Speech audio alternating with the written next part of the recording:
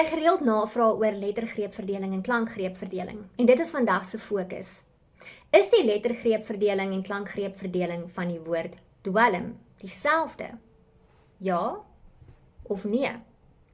Die antwoord is nee.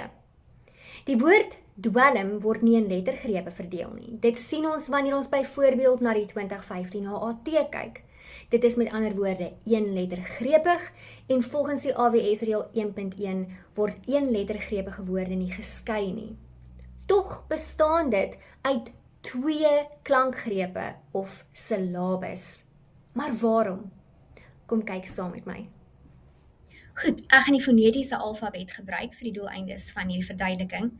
Nou as ons kyk na die transkripsie, met ander woorde wanneer ons die woord in die fonetiese alfabet gaan weergee, wil dit vir ons voorkom dat die l en die m klank aan die einde van die woord saam 'n kluster vorm, met ander woorde 'n eenheid vorm.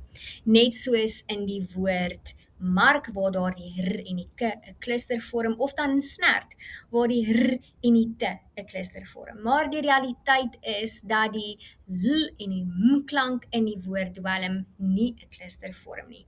Nou dit word toegeskryf aan die uitspraak van 'n ekstra spraakklank tussen hierdie l en m klank, want ons sê dwelm, so ons hoor daar die ekstra klank, waarna ons ook dikwels as 'n schwa vokaal verwys.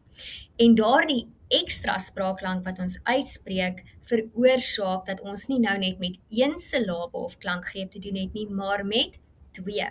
So op skoolvlak sou 'n mens dus dwelm of dwelm geskryf het, afhangend of jy die skynstreep of die koppelteken aanvaar, en dan in die internasionale fonetiese alfabet, soos op die skerm, sou ons dan die klankgreep of die sillabe met 'n punt aangedui het.